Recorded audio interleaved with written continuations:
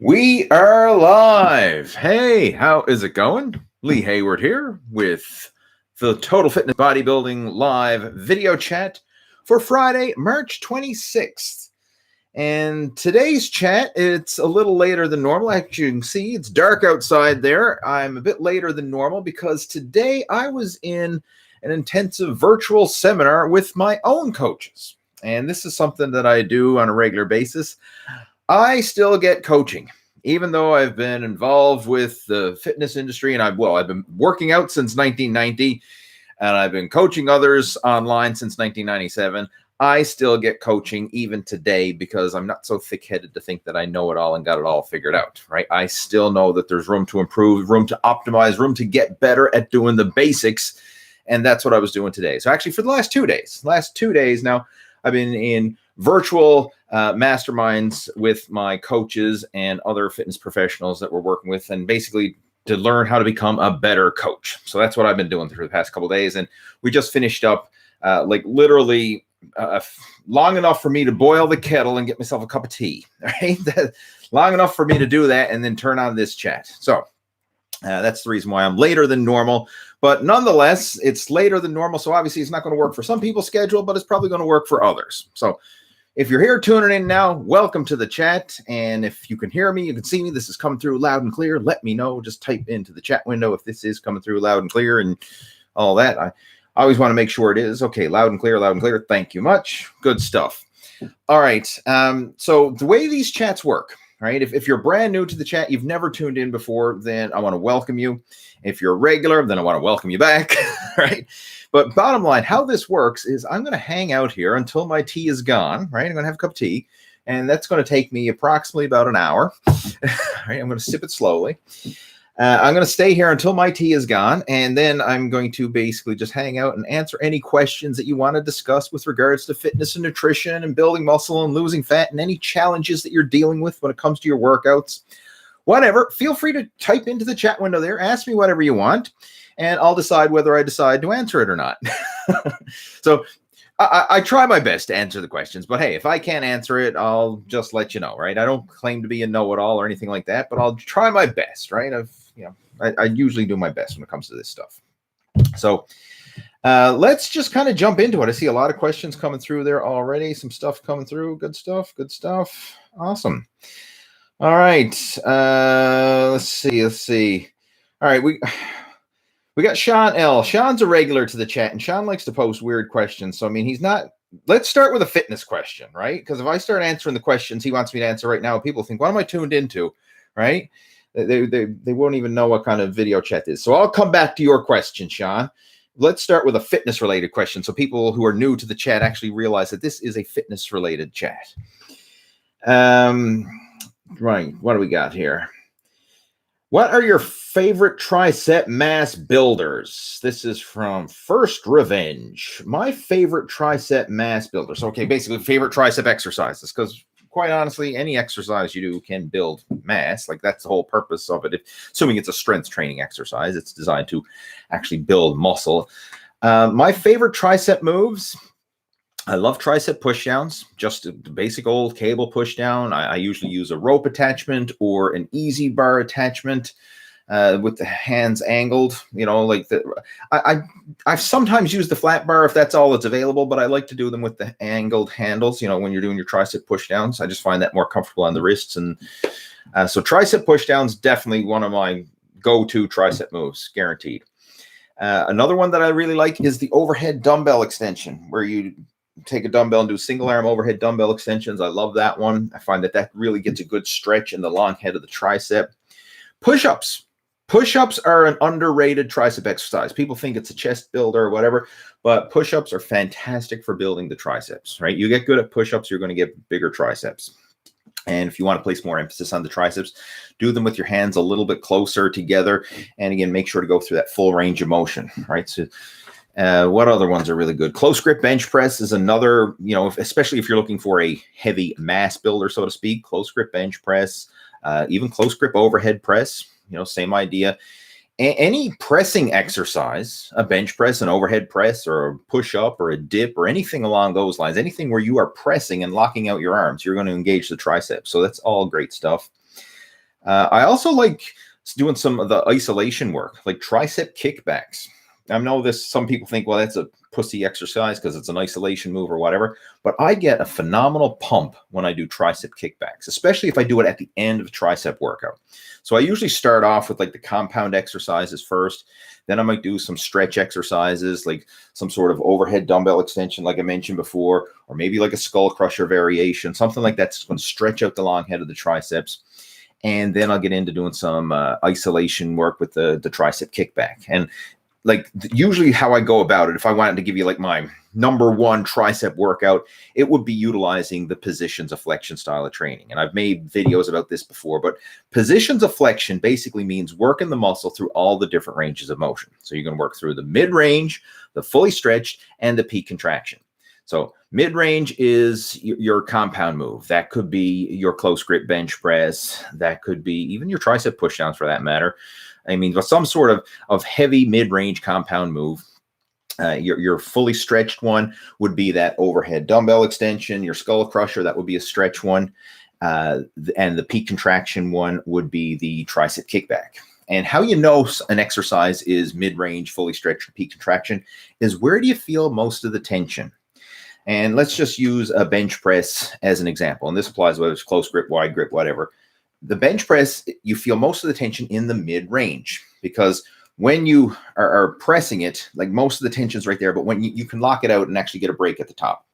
And when you come down to the bottom, you're not getting a full stretch. Like technically with a bench press, you could literally like rest the barbell on your chest, so you're not getting a super deep stretch and you're not really getting a peak contraction because you can lock it out at the top. All the tension is in that mid-range. So it's a mid-range exercise. Squats are mid-range, deadlifts mid-range.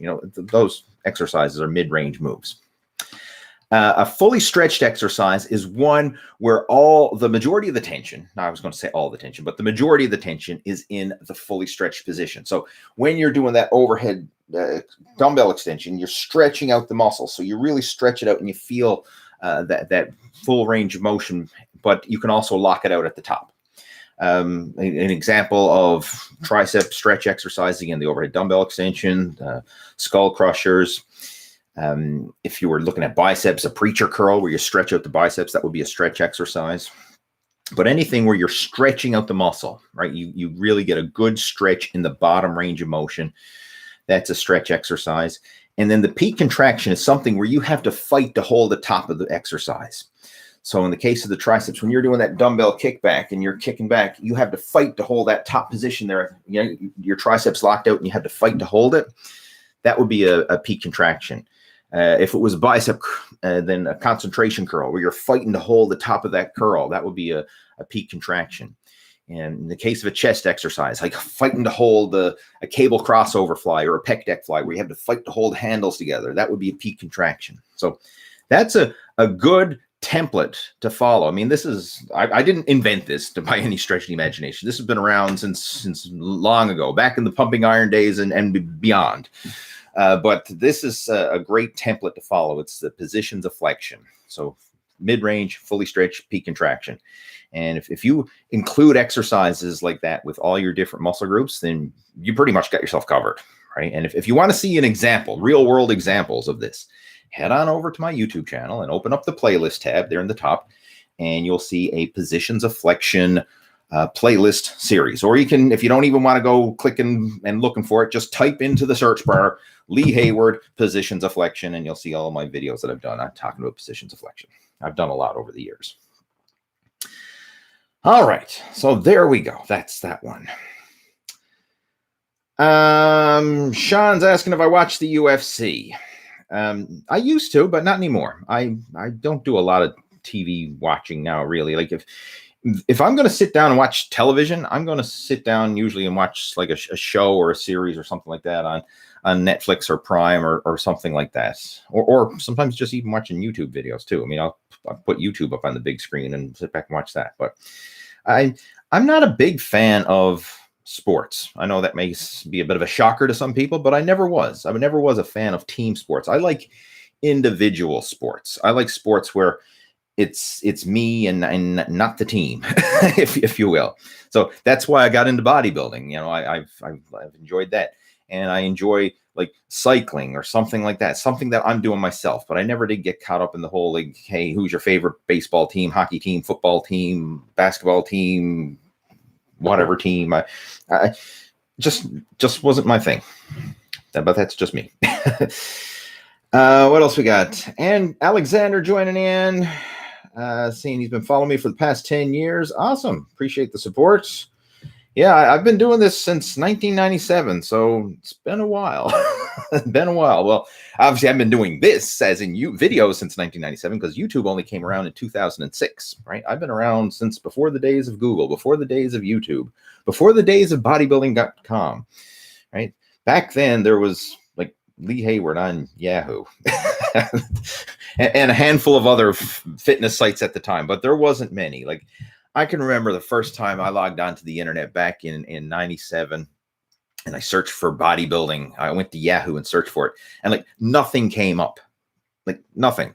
There was no blogs. There was no, videos. There was no workouts. It's not like it is today where you type in bodybuilding and there's like 1,000,001 search results. No, it wasn't like that. There was nothing.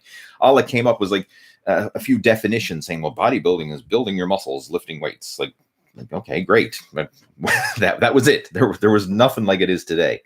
So back when I started my website back in 1997, I mean, everybody who worked out and had an internet connection, they knew who Lee Hayward was, because if you typed into the search engines back then, anything related to workouts or exercise or whatever, like I was popping up on first page because there was nothing else there, right? It was crazy, right? I mean, looking back at it now, I mean, it's just like, it's hard to believe because nowadays there's just information overload, but it wasn't like that back in the early days of the internet.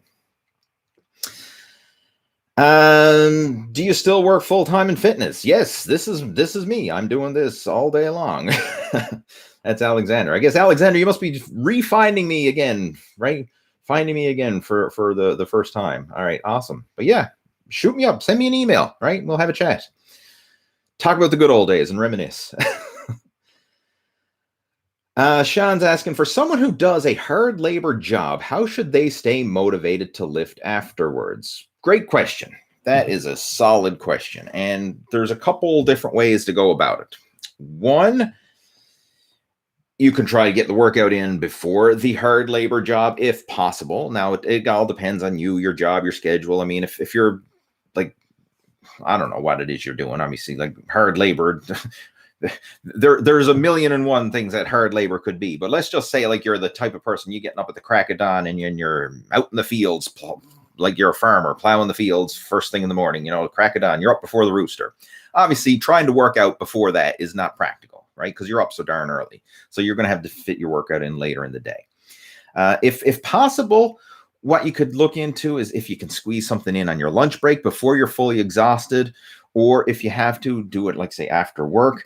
But what I would focus on for someone who works a physically demanding job is I would look at the bigger picture and say, okay, like what is the stuff that you're doing on a day-to-day basis with your job?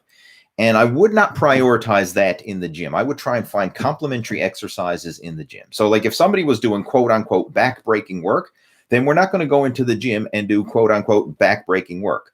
But we would focus on doing other exercises to complement and work the muscles that are not getting focused on. So maybe we do a lot more isolation or mobility work or flexibility work and things like that to help compensate for what they're not getting worked on with their physically demanding job.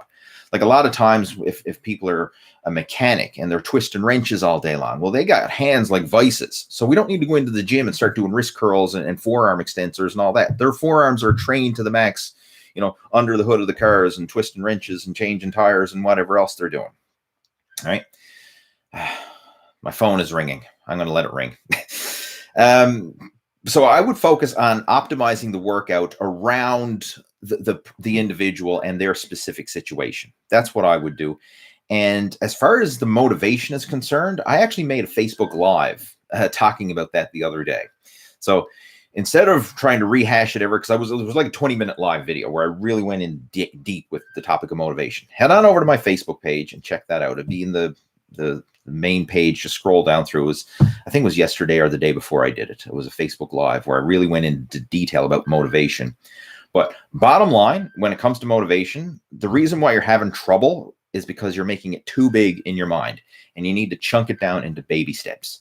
Make it smaller. So if you're too tired to do a full workout, do a smaller workout, right? You can't do a 2-hour workout, then heck, do a 30-minute workout. Can't do a 30-minute workout, then heck, do a 20-minute workout. You can't do 20, then do 10. Like, make it smaller. The smaller you make it, then the easier it will be to actually follow through and do it.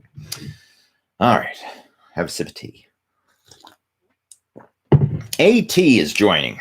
A simple massage to my biceps. Gentle God, who's on the phone? Just, I gotta take a phone call. Give me a second, guys.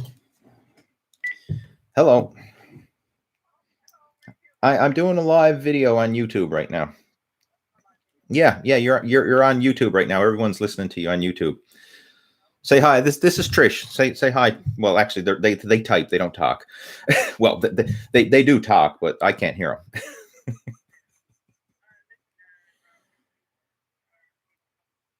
After I do this video, I'll be able to do that. Yeah. So, well, I'm about 3/4 of the way through a cup of tea, and I said after I finish my tea, I'm going to do it. So give me a half an hour thereabouts. Give me a half hour. And that's a Lee Hayward half hour, so that probably means it's probably closer to an hour.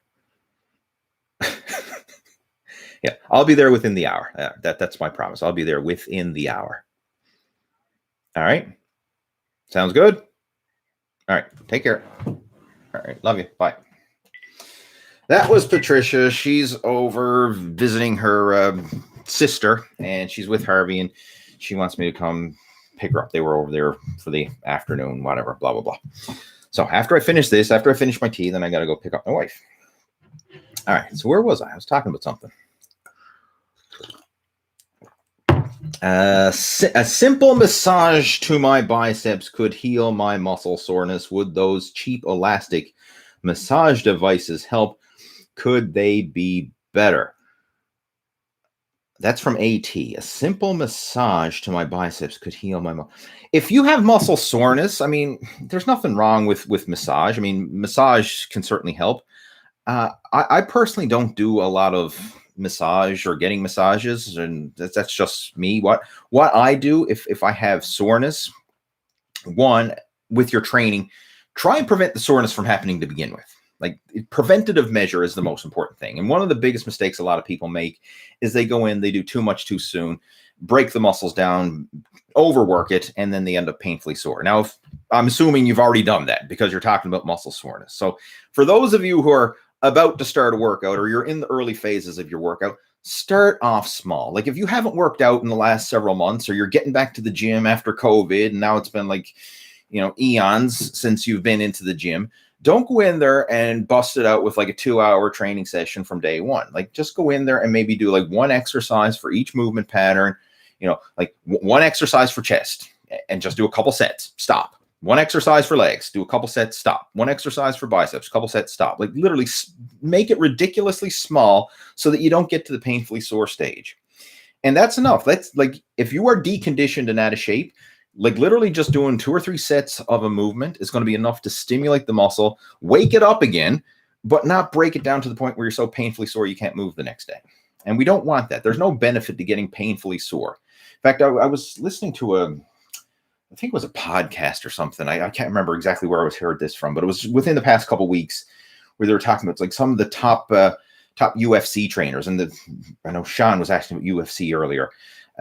He mentioned like a lot of his coaching clients that he works with, he doesn't let them get sore in their training. That's one of his rules. Like, we're going to train consistently, but you're not allowed to train to the point of getting sore. He always wants his athletes fresh.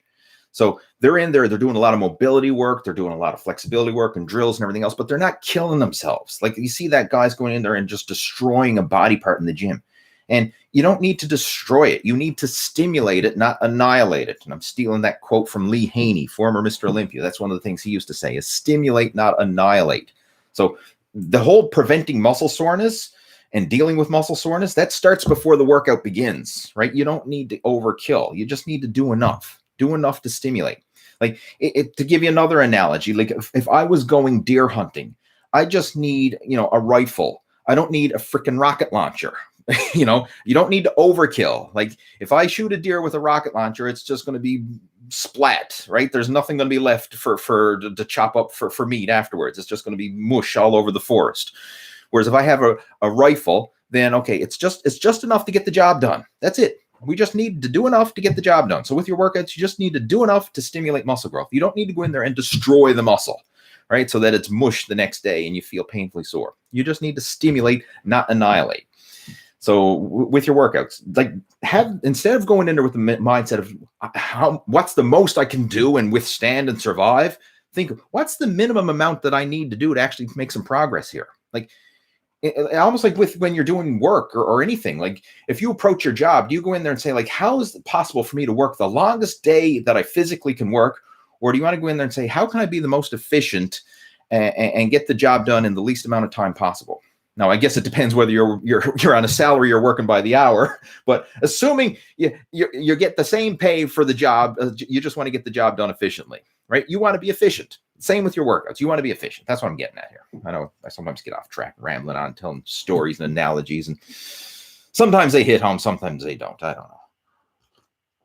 But anyway, back to topic at hand. You're sore and you're asking about massage. One of the best strategies that I found for eliminating soreness is after your workout and you're getting your shower afterwards, do contrast showers. This is a simple technique, but it's so powerful. And all a contrast shower is alternating hot and cold water therapy.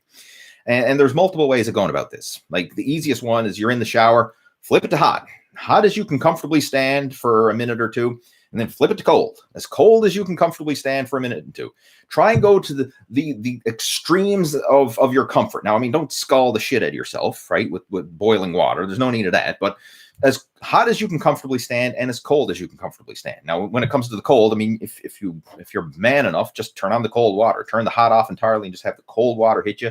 Yeah, you're gonna feel the effects of that, but do that and then flip it to hot.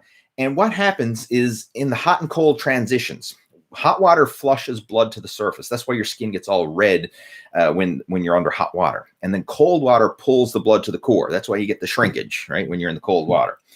And what this does is it actually circulates blood flow throughout the muscles and throughout your body without you actually doing anything. Just the hot and the cold, it circulates. And it's such a powerful strategy. So if you got a sore muscle group, again, your arms are sore, your biceps, well, make sure that water's hitting the arms, right? And you're getting hot, and then you're getting cold, and you're getting hot, and you're cold, and do it several times.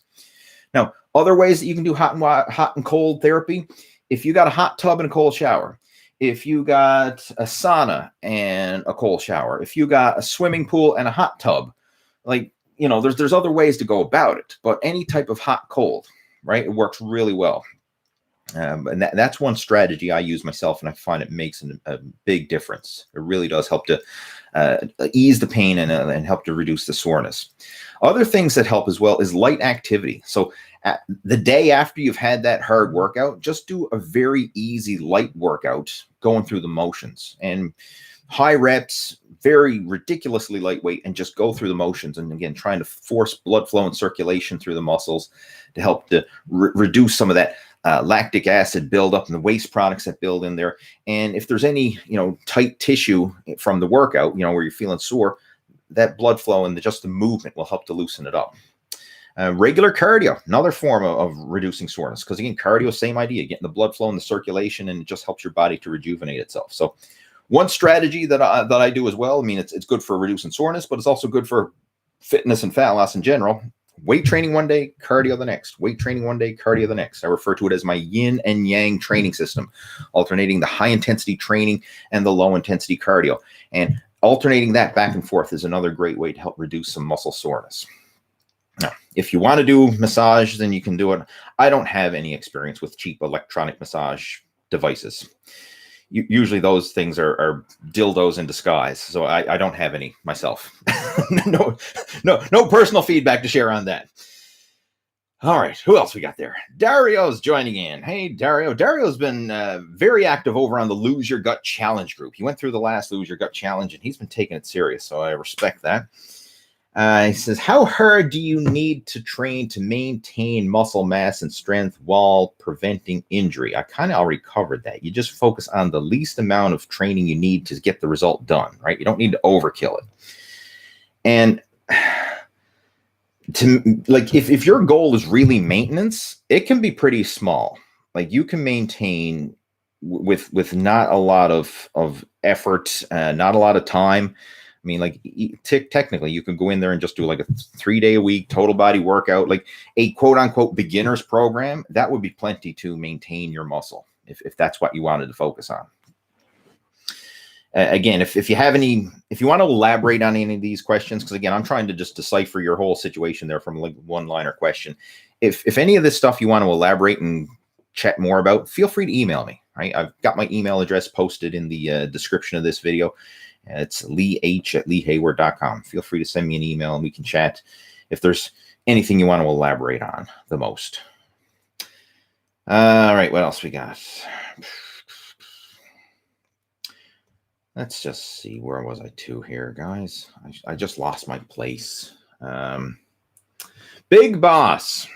Big Boss is joining in. Thanks for the tip. Much appreciated. Snake diet ?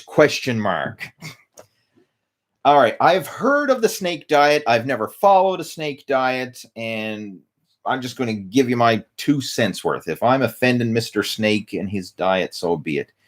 We're not snakes. All right. Like a snake.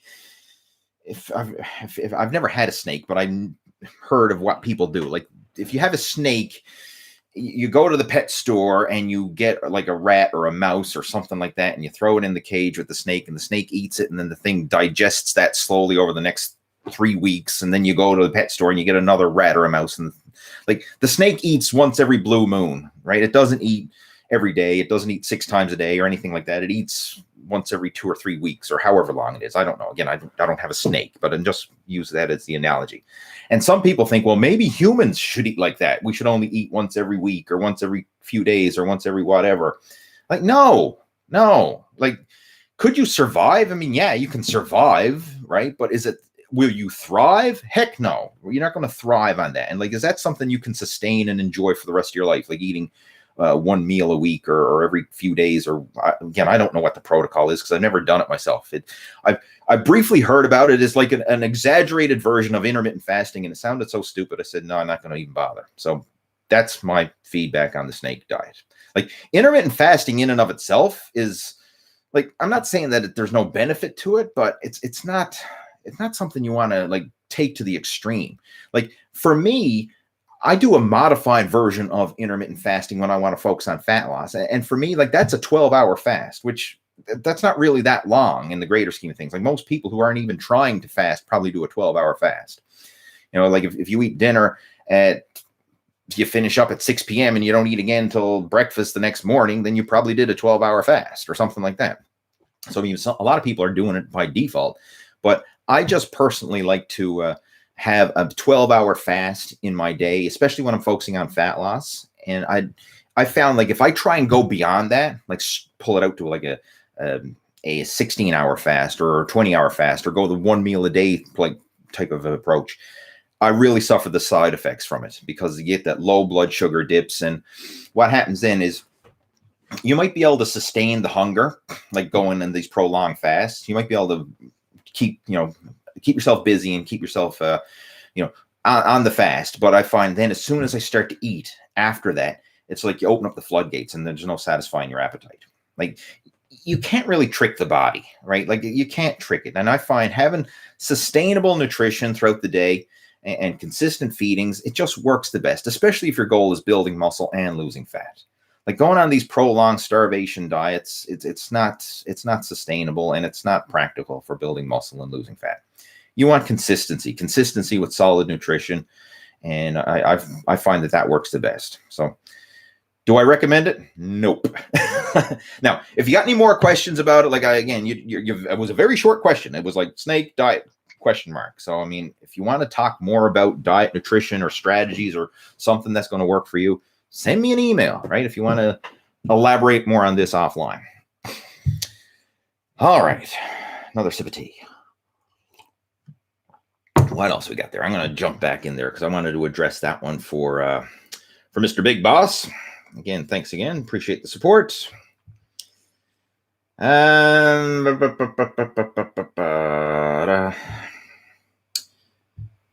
What trade skill do you think is most important? Plumbers and electricians hate each other. They're all important. This is Sean. I'd like to see. I wish there was a live camera so I could see Sean laughing behind the scenes here, because he's always posts weird questions. What's more important? That's like, you know, what came first, the chicken or the egg? Like, it's all important. If I want running water and I want electricity, right? Boom. What's more important, a plumber or electrician? Oh my. Right. That's like, I'm not even going to get into it, right? Alexander, do you? Okay, I think I answered him already. Sorry. No, I didn't. That's a new one. Okay, he says, I remember you from 10 years ago. I used your info in my very start. He said you still have the same passion for fitness and bodybuilding. Yes, I'm here. If I didn't have a passion for this, I would not be here on a Friday evening talking on YouTube about fitness and bodybuilding if I didn't have a passion for it. So yes, absolutely.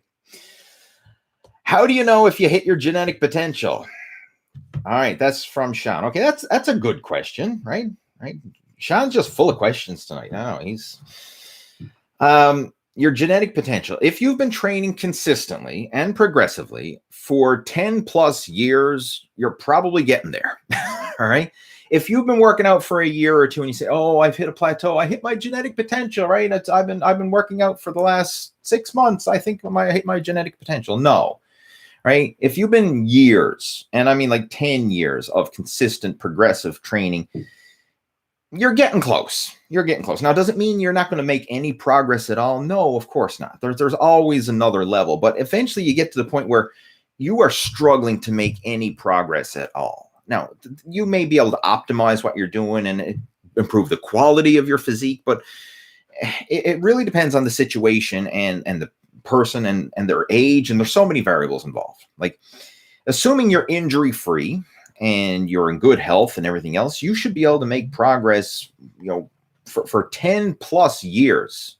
But once you get to a certain level, then you're going to find like your muscle mass, if you're trying to gain size, that's going to kind of plateau. Now, could you improve the quality of that muscle? Yes. You know, you could get leaner, you could improve the balance. Maybe you have some stubborn body parts and you want to improve your symmetry or your balance or your proportion, things like that. You can improve the quality, but you're not just going to get bigger and bigger. That's why, like, even at the Olympia stage, you look at the best of the best of the best in the world. The guys are in like 250 pound range ish. You know, some are probably pushing a bit heavier, but we haven't seen a 500 pound bodybuilder on stage, and you probably never ever will, because I don't think the human body can grow that big. Like, there's a potential, there's a limit, and that's the best of the best with elite genetics and taking all the performance enhancement, whatever that you can think of. I mean, that's like unleashed, right? Anything goes, and they're still at that limit, right? We're looking at a contest shredded bodybuilder in the 250 pound range, and that's like the limit. Yes, some guys, what's his name? Big Ramy, or I mean, he's bigger than that. And I know Lou Ferrigno back in the day competed at over 300 pounds, but then again, he's as tall as the CN Tower. But like, for most guys, they're in that 250 pound range. In shape is like the biggest of the biggest. That's world class, elite level, top of the line. And most mere mortals like us, we're not going to get anywhere near that. Like, for the average guy, I mean, he might be 200 pounds lean is your genetic potential. I mean, I'm not even 200 pounds, and I mean that's beyond my potential. So how do you know you hit your potential? If you've been training for 10 plus years and you're getting to the point where the gains are coming painfully slow, yeah, you're pretty much there, right? Hopefully that answers it. What else we got? Okay, someone else. What's this? Buff Canuck 83. Thanks for the support, my friend. Much appreciated. How many scoops of whey protein and protein bars can you have in a day? I eat Built bars and take Optimum Nutrition whey. Look at the bigger picture. I mean, how many can you eat? I don't know. Like, this isn't like a hot dog eating contest or a pie eating contest. I'm sure we put some skinny Asian out there who can eat 55 million hot dogs, and they'll probably be able to eat a lot of protein bars as well. I'm not being racist. I'm just saying most people who are competitive eaters just happen to be skinny Asians for some reason. I don't know why, but it's just where do they put it? I don't know. But how many protein bars could you eat in a day? I have no idea. How many should you eat in a day? Well, that's a better question. I think that's what he's asking here, and I'm just making a bit of fun of this. You need to look at the bigger picture. And what I mean by that is look at your overall diet and your schedule and all that stuff. And I'm going to use myself as an example because I know myself best and I can talk about it. I usually try not to focus my diet around protein supplements or supplements in general. I like to focus on the real food. But protein supplements have their place. And the thing that I really like about them is they are a great way to add extra protein to like oatmeal, pancakes, ice cream. Like I make all these recipes with protein powder, and it allows me to have some satisfaction and satisfy the sweet tooth craving in a healthier way. So, for example, instead of having regular ice cream, I make a high protein blender ice cream. I've got the recipe up. I made several YouTube videos showing this in the past, and that satisfies my ice cream craving. So, I mean, that's like, it feels like I'm cheating on my diet, but I'm not. And little tricks like that, I use protein powder for to make it more enjoyable. Another one, I like to have protein powder in my oatmeal. And I actually use the protein powder like a flavoring, like an additive. And the fact that it has protein in there is like a bonus, right? So, I mean, I'm getting my protein intake met, and I'm also getting some nice flavor added to my food, whether it's an oatmeal or a pancake or an ice cream or whatever I'm mixing it in with. So I actually enjoy it. It makes sticking to the diet a lot easier. So I'll put that in there. I don't drink protein shakes as a general rule. I mean, I may occasionally, if I'm like pressed for time and I really need to get something in me quick, I mean, I'm going to have a shake, but I don't just mix up protein powder and water and chug it down in a shaker cup. I put it in recipes. So again, the high protein ice cream, the high protein oatmeal, the high protein pancakes. Those are my three go-tos that I use most often. Sometimes I'll even take the protein powder, stir it in with some Greek yogurt, and have like a high protein pudding. But that's the way I like to have it. So it's like an add-on to the foods that I'm already eating for flavor and for extra protein. And as far as how many scoops, I don't know, maybe in the run of a day, I might have two scoops on average, probably. I mean, I'm saying about 50 grams of whey protein on average is what I'll have. Some days it might be more, some days it might be less, but I usually put a scoop in with my blender ice cream. I usually put a scoop in with my oatmeal if I'm having yogurt. So yeah, two to three scoops a day on average, right? Protein bars. These are like a wild card for me because they're super convenient. And if I'm doing some long training sessions, especially like if I'm going out for a long bike ride, this is my go-to snack because they're so quick, they're so convenient, and I might have, like, if I'm gone for an afternoon on the bike, I might have a couple bars while I'm out on the bike. Like, every hour or so, I'm going to have a bar to just keep my glycogen topped up, keep my energy levels in check, and I find that that's really convenient. Another time I'll have the bar is if I'm craving some sweet food and junk food, and I'll satisfy it with the protein bar instead of eating the real junk food. So I find it's good for craving satisfaction. Like instead of me binge eating on a Snickers bar or getting some cake or cookies or something like that, I'll have a protein bar, and I find that it helps to satisfy that sweet tooth craving, less damage done, plus I'm getting a serving of protein in there. So it's a great tool to use that way. But again, I know that's a long-winded question to a simple long-winded answer to a simple question, but I'll probably have 2 to 3 scoops of protein a day and probably a couple protein bars a day. And again, it may vary depending on what I'm doing. Like if I'm out for a long bike ride or something like that, I'll probably have more protein bars just for the convenience. If I'm really busy and I don't have time to eat as much solid food protein as I want, I'll probably have more protein powder. But bottom line, just think of the bigger picture. Think of the overall total. It doesn't have to be perfect day to day. Like you don't have to have it spot on each and every day. You just have to be in the ballpark, but in the ballpark consistently. Hopefully that answers your question. And of course, if it doesn't, email me up and we'll talk about it after. All right, moving on. Where else we got there? How do I get that off the screen? I'm trying it. There we go. I lost my place again. Where was I? All right, I'm just going to scroll through.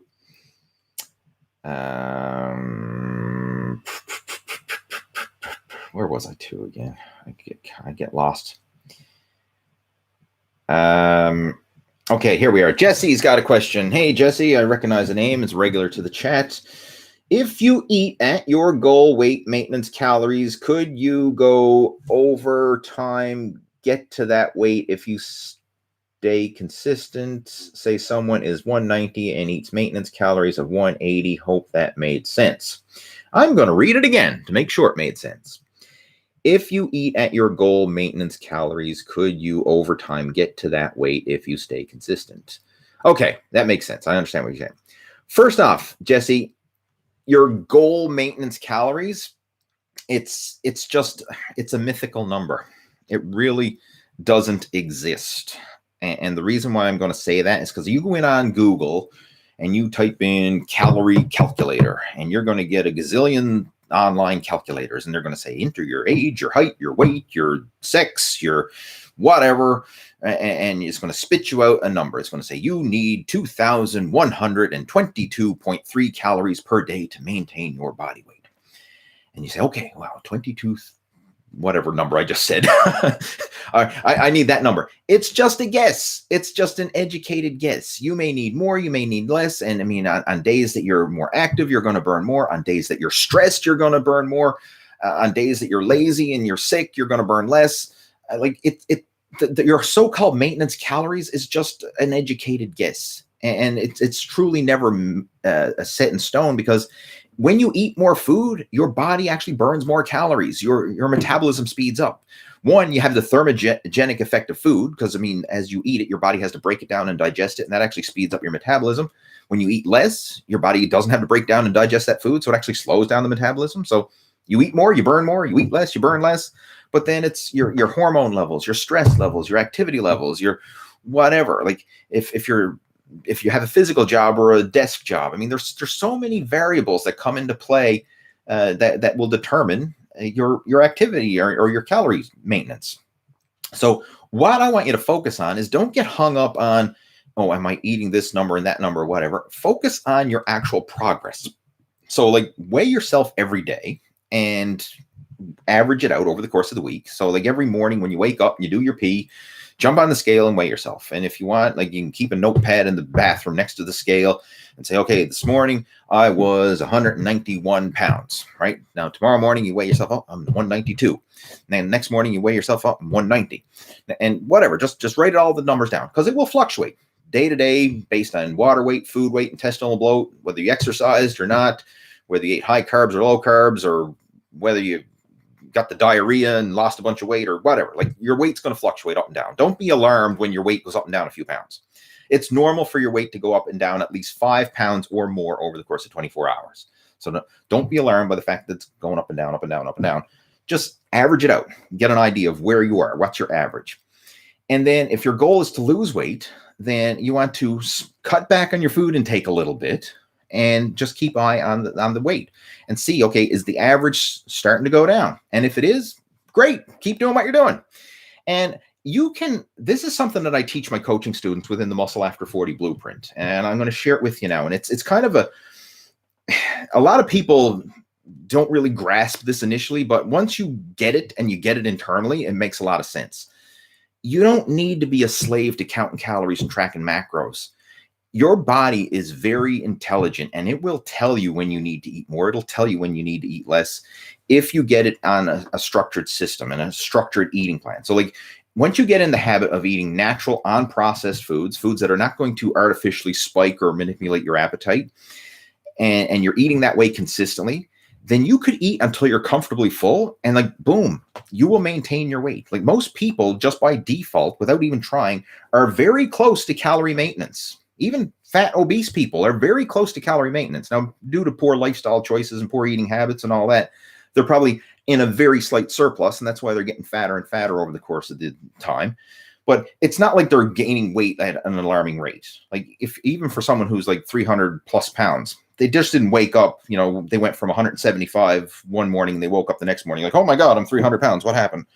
Like, it happened so slowly, right? I mean, like, they gain a pound a month or less. And then over the course of a decade, boom, that's where they became obese, right? It took time to get there. So most people are very good at eating maintenance without even trying, because your body just regulates. Like, it'll speed up the metabolism to accommodate your food and your activity level and everything else. So if you want a very slight weight loss, you just have to be in a slight discomfort with your eating, just ever so slightly. So focus on good eating habits, eating the right foods, the protein, the veggies, and natural unprocessed foods. Focus on regular exercise and all that. But then just ever so slightly reduce your calories to the point where, I would like to eat a little more, but I'm satisfied. So like when you're eating your dinner, right? You're there, you're eating whatever you got from your meat and your veggies and your potatoes and whatever. You eat your plate of food and you say, you know what? I'd like to go back for second helpings, but I'm good. I can stop at one plate, right? And like normally I'd go back and have a little bit more, but I'm good at just stopping at one plate. I'm not going to go back for seconds. Or sometimes you're a bit, you're craving a snack or something. You're like, you know what? I'd really like to have a snack right now, but it's only an hour till my next meal. You know what? I'll pass on the snack and I'll wait till my next meal. Like those little decisions, those little in the moment decisions where you just consciously make how can I say it? Consciously make a decision to just lower the calories ever so slightly, just ever so slightly. That's what will tip you in a calorie deficit and move you towards slow, steady fat loss. It doesn't have to be breaking out MyFitnessPal and tracking everything to the exact number and breaking out the food scale and weighing, your 6.5 ounces of chicken breast and your, strict measuring out your 3/4 cup of rice. And like, you can just eat like a normal human being, but stop before you're stuffed.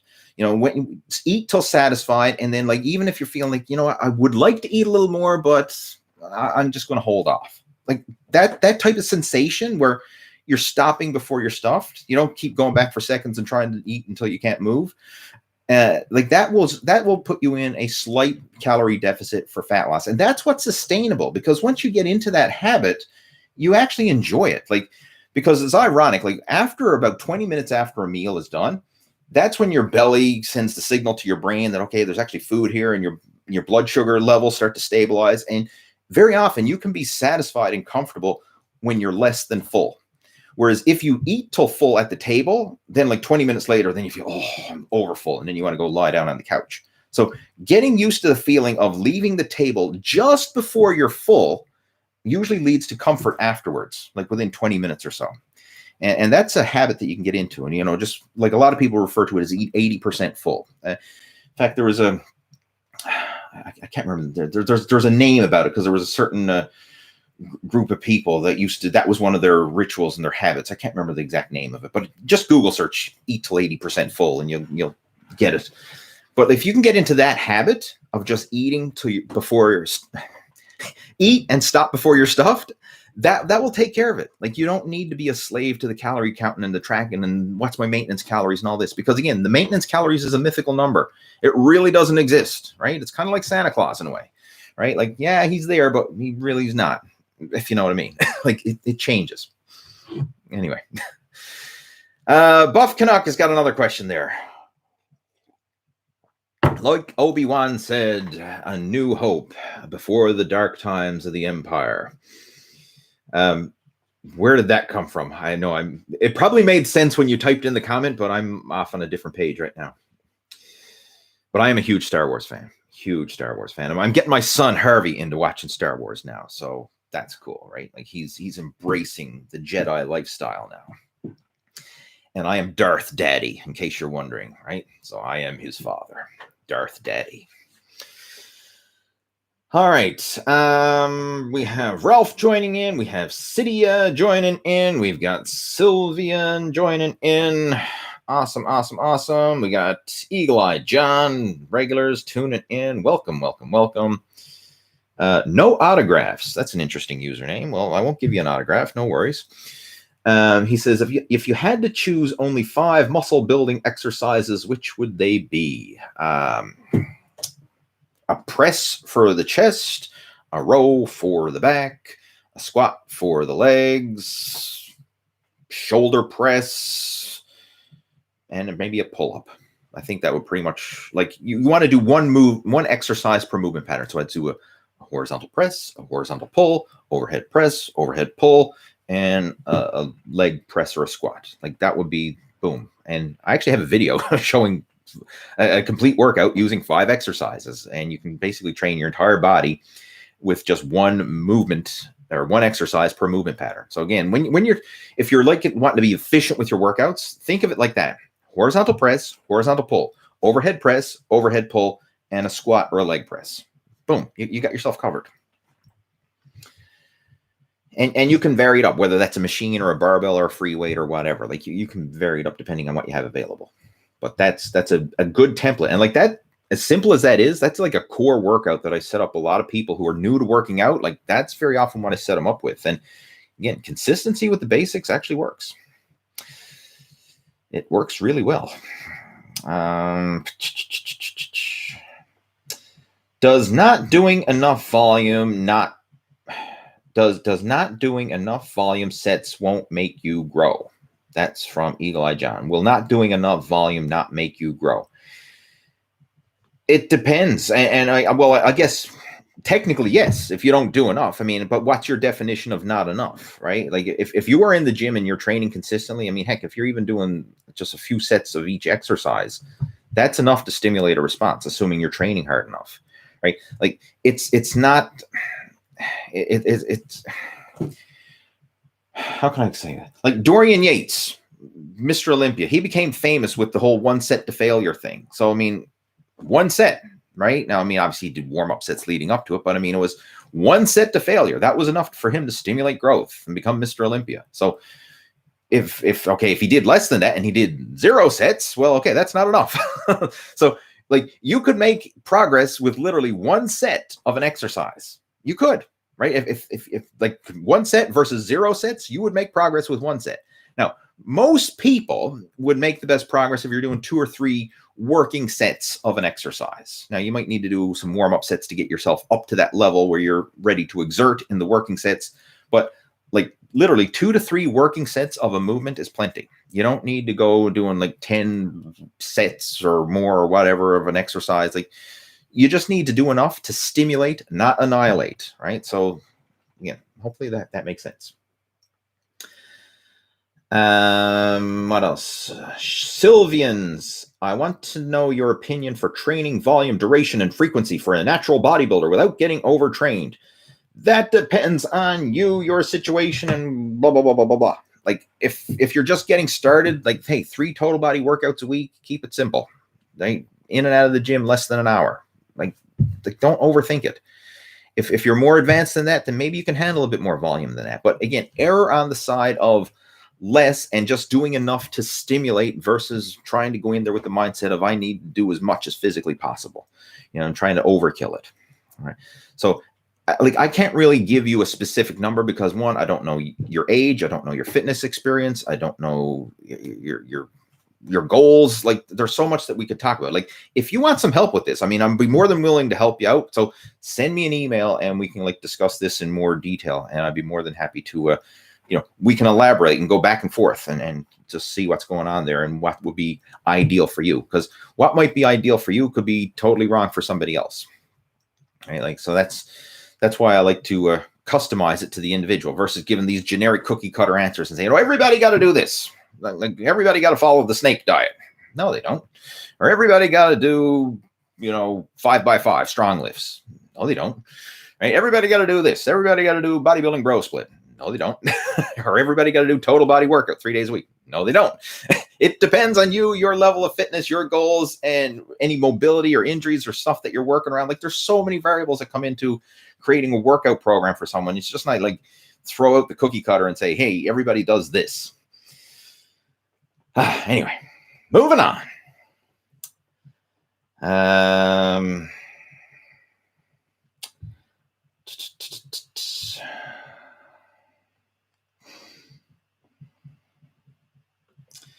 All right, let's just see here for a second now.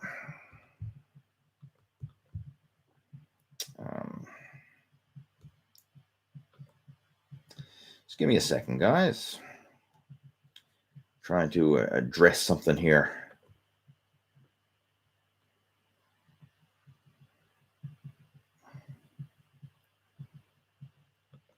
There. All right, moving on. Just a second. I just had to do a bit of moderating there. That's all. Right. Somebody was using words that I didn't like in the chat, and I blocked him.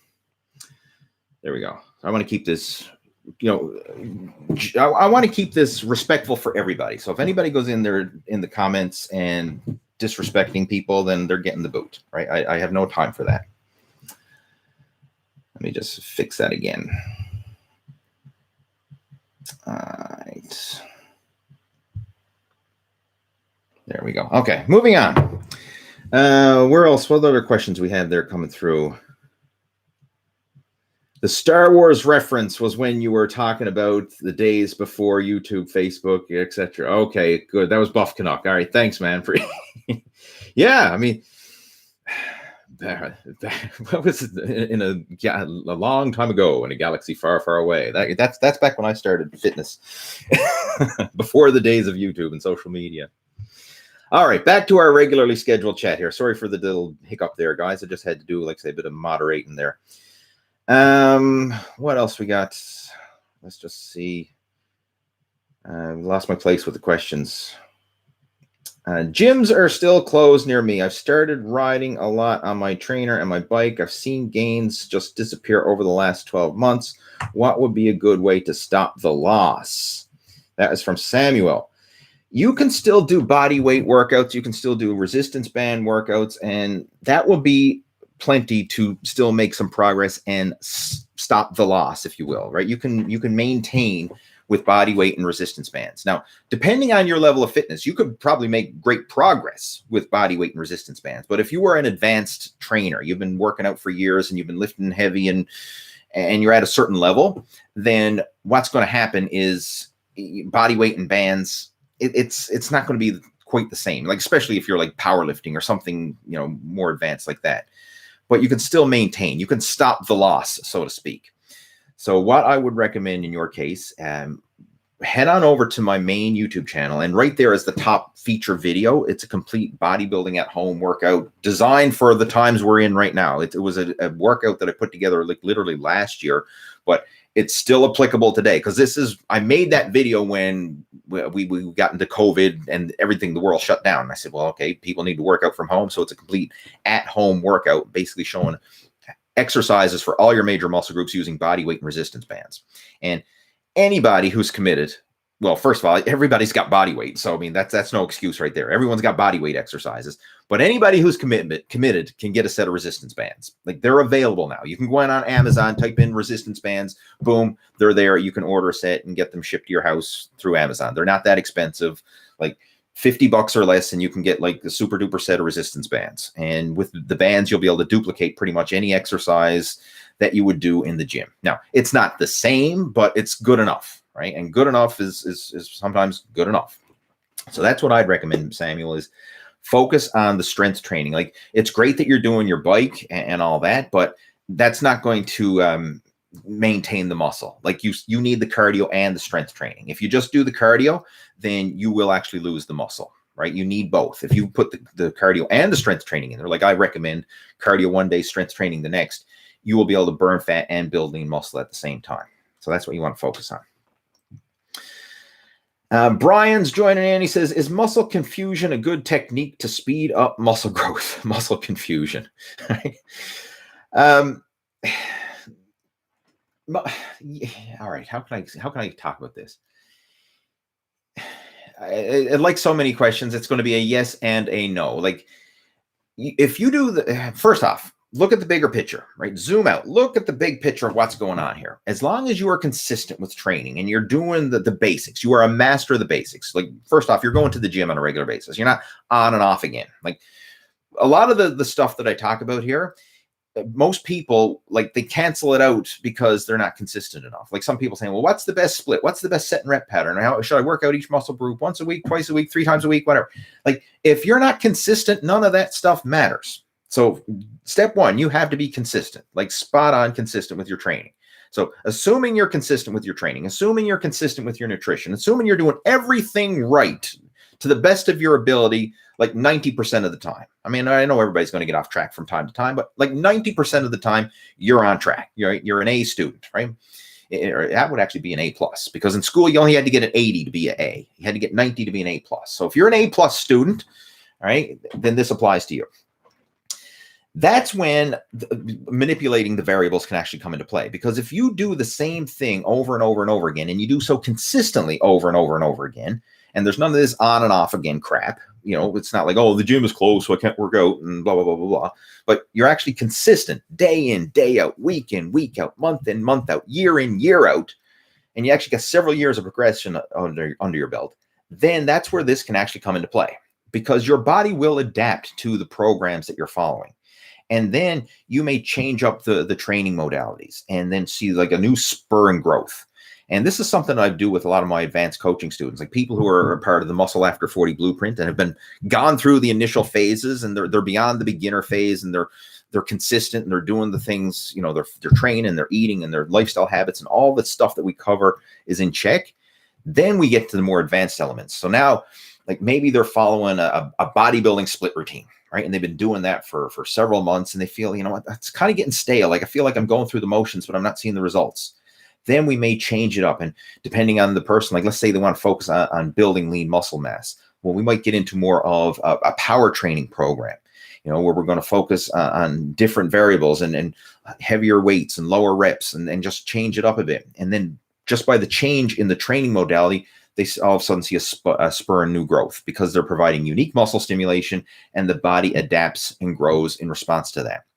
Or maybe we have them do something totally different. Maybe it's a higher volume, more time under tension type of program, right? But again, it's unique muscle stimulation that causes the body to adapt and grow. And every program, I've mentioned this before, so if you're a regular to these chats, you'll remember me saying this before.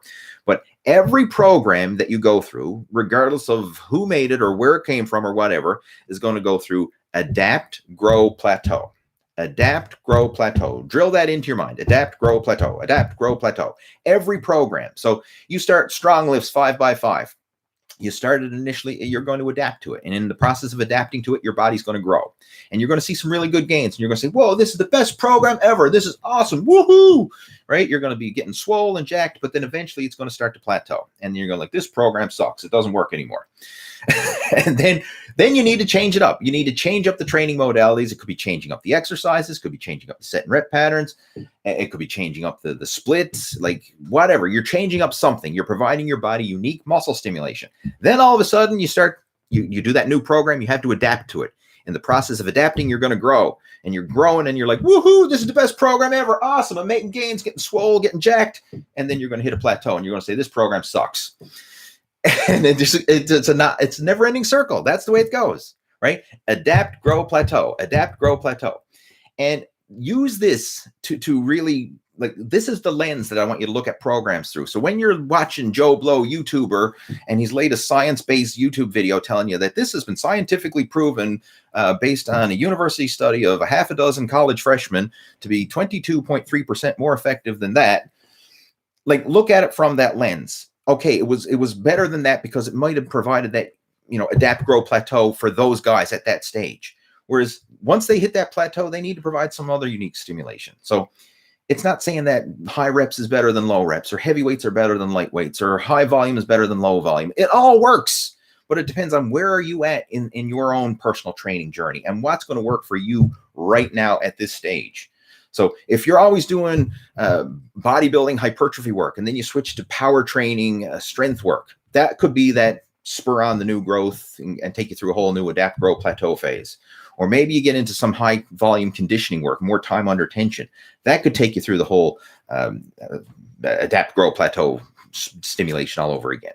So you need to look at it from where you are right now. And I'm going to give you a sneaky trick. This is the advanced trick of personal trainers and strength coaches who want to get rapid results for their coaching students, right? You get a new student on board, and they tell you, like, especially if someone who's been consistent, let's say you got an advanced coaching student saying, hey, coach, I've been doing this and that and the other thing, blah, blah, blah. And you know what the coach is going to do? They're just going to turn it upside down and give you the complete opposite. So you come on board and say, I've been doing 3 sets of 10, and I've been doing this many exercises, and I've been doing that. And then the coach is going to say, okay, we're going to turn it upside down. So instead of 3 sets of 10, now you're going to be doing 5 sets of 5. And instead of these exercises, we're going to be doing those exercises. And it's just going to totally change the shit out of your program. And then it's going to be unique muscle stimulation so that you start to adapt, grow, and then eventually you'll plateau with that new program. But it's just providing unique muscle stimulation. But the thing is, in order for it to be unique muscle stimulation, you have to be consistent in the first place, or else your body doesn't get the chance to go through the full adapt, grow, plateau. Right? It'll go through a bit of adapt, and then it'll be like, oh, I'm stop training again. So then you don't fully grow from it, and then it's just on and off, and all you're doing is gaining and losing the same bit of muscle over and over again, and your body doesn't fully have the chance to adapt and change and make a response to it. Right? It's the same as like getting a suntan. Like if you're just going in and out of the sun for 2 minutes at a time, you're never going to get a tan. But if you stay out in the sun and actually provide enough sun stimulation for your body to, okay, get the sensation that the skin actually needs to darken up and develop a tan, then something's going to change.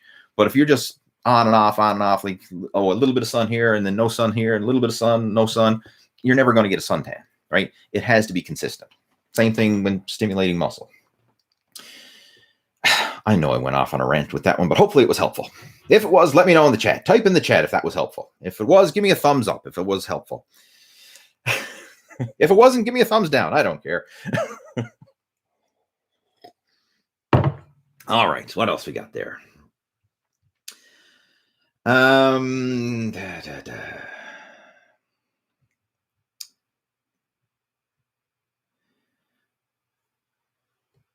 All right, what do you recommend for men over 40 supplements, especially for joints, muscle, and soreness? Okay, that's from Green Wave Tube. Green Wave, all right. What do I recommend for supplements for joints and soreness? Essential fatty acids, omega-3s are really good. Omega-3 fatty acids like fish oils and things like that can help because they help to reduce inflammation. And most people are deficient in omega-3 fatty acids. So that's something you can certainly look into. Another supplement that I've been taking a lot of in the last couple of years is collagen. And I find collagen, knock on wood, to actually be very helpful for the joints. I haven't had a lot of joint aches or pains since supplementing with collagen on a regular basis. And even some of the clicks that I used to get in my joints, like in my elbows and my shoulders and stuff like that, I found that it actually is kind of like gone away since I've been supplementing collagen. Now, maybe it's coincidence, I don't know, but I've just, like, it just seems to have helped. And collagen, if you read up on it, it's the stuff that your joints, tendons, cartilage, ligaments, and all that. That's what collagen is. And supplementing with collagen can help support that. So that's one thing that I would recommend. What else? With your training, I mean, how you structure your training is another one. And this is a big one. If you are getting soreness, you need to factor in recovery time, not just for muscles, but for the joints. And this is something that took me a while to kind of like, wrap the head around. A lot of people think of muscle recovery, but they don't think of joint recovery. And as you get older, especially, guys over 40, you very often get a few aches and pains. Like it's more common than not. If you're talking to somebody over the age of 40 and who's been working out for any length of time, they're going to tell you about their elbows and their shoulders and their knees and their back and their hips and their whatever. Like they're going to have the battle wounds to show for it. And a lot of times it's because you need to factor in recovery time for your joints and not just the muscles. The muscles can actually recover quicker than the joints in some cases. So you may do a workout on Monday and then Tuesday rolls around and you say, well, you know what? Like I'm feeling pretty good. I think I can still hit the gym again. But your joints may still not be fully recovered.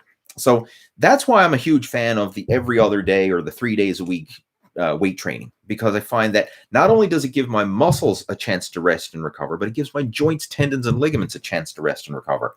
And I've found through personal experience, through me anyway, I mean, I'm not speaking for everybody, but I'm speaking for myself. When I work out 1 day on, 1 day off, that it works better. Everything just works better. I give myself a full 48 hours of rest and recovery between workouts, and then I can approach the gym, approach my workout, feeling rejuvenated, feeling rested, feeling recovered, and it doesn't lead to that onset muscle soreness and the aches and the pains and all that. So having adequate recovery time for your joints is also important. And that's something a lot of people don't think of. They just think of muscle recovery. They don't think of joint recovery. So that's something you want to look into. And also, another thing I want to share on this, if you're doing any exercises that cause aches, pains, or discomfort, don't do it. Like, even if you think it's oh, I got to do this exercise because whatever, like, oh, I got to bench press because I want a big chest, but it kills my shoulders and elbows. Don't bench press. Like, if it hurts, don't do it. Same with anything. Like, if squats kill your knees, well, don't squat, right? Try leg presses, try leg extensions, leg curls, or whatever, step ups. Like, there's a gazillion exercises. That's one of the beautiful things about today's this day and age in fitness and nutrition. Like, we have so much variety available. Like, if something doesn't feel right, something doesn't like hurts or causes pain, discomfort, you don't have to do it. You can choose another exercise instead, right? If squats hurt, don't squat.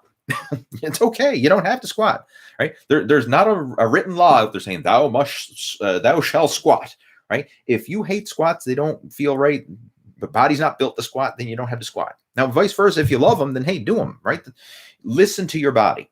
And there's been a lot of pro bodybuilders who've gotten great results without squatting, right? And same with bench pressing or deadlifting. Like, you don't have to squat, bench, and deadlift or whatever if you don't feel comfortable doing those movements. You can do other exercises instead. Focus on working the muscle, not getting hung up on the exercise or the typical, status quo where you think you have to do something, right? No, you don't have to do, you don't have to fall into the old rules, right? You can modify things based on you and your situation and what works best for you.